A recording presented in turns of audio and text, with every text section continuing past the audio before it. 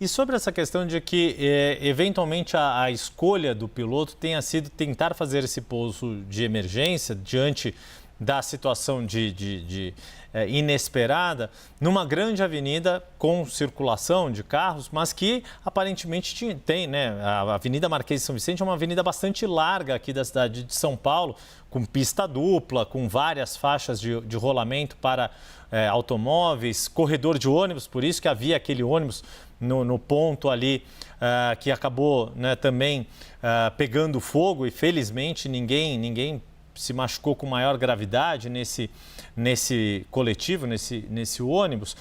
Esse tipo de decisão, eu me lembro, né, como jornalista, que também um colega nosso, num helicóptero, precisou, ele e o piloto, fazerem um pouso de emergência com um helicóptero na marginal do Rio Pinheiros e ambos conseguiram sobreviver.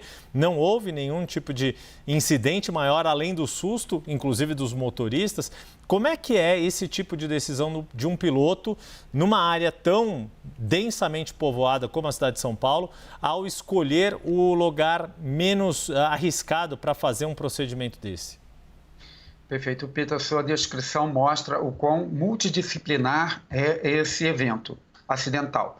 Como especialista em risco e segurança, a gente precisa cuidar de toda a segurança aeronáutica quando isso é requerido, a segurança nuclear, a segurança do petróleo e gás, mas também há toda a preocupação com a preservação da segurança de grandes metrópoles, cidades inteligentes do século XXI, complexas, com aviação intensa, com voo de helicópteros, com aeroportos incrustados em locais habitados. Tudo isso gera um cenário bastante crítico e ele vem avançando, a cidade vem crescendo e a ocupação do espaço urbano precisa ser regrada mediante o grau de complexidade que uma cidade vai assumindo com seu crescimento natural.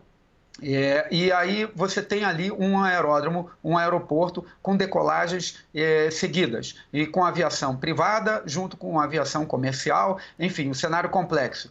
Isso faz parte do cenário que o piloto tem que trabalhar com. Então ele é treinado exaustivamente. Se for um piloto comercial, muito mais requisitos são muito mais rigorosos de quantidade de horas de voo, de quantidade de treinamento, de exames médicos, e também ele precisa se preparar para gerir, fazer a gestão dessa crise que às vezes dá apenas alguns segundos para a tomada de decisão. Então, quando ele decola nesse aeródromo, ele sabe que ele está incrustado no meio de uma metrópole, com escolas, hospitais, com um centro de treinamento de 2 grandes times de futebol, e ele tem pouquíssimas opções para um pouso de emergência, porque as áreas que poderiam servir para um pouso de emergência estão ocupadas com o crescimento da própria cidade. E ele vai imaginar o quê? Numa opção que seria uma lacuna no tráfego de uma grande avenida. Foi isso que, no meu entendimento, ele fez essa leitura inteligente de um lapso ali, porque o sinal fechou, no fluxo de veículos. E ele aproveitou aquele instante para tentar fazer o pouso.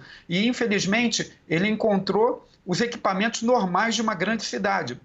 Postes, árvores, edificações, pista, divisória de pista, ponto de ônibus, encontrou ônibus, veículos. Então, isso mostra, aí falando em termos de gerenciamento de risco, que a cidade precisa ser protegida. Não é só a questão do avião, dos passageiros, do aeroporto, mas também é proteger a cidade desse tráfego intenso.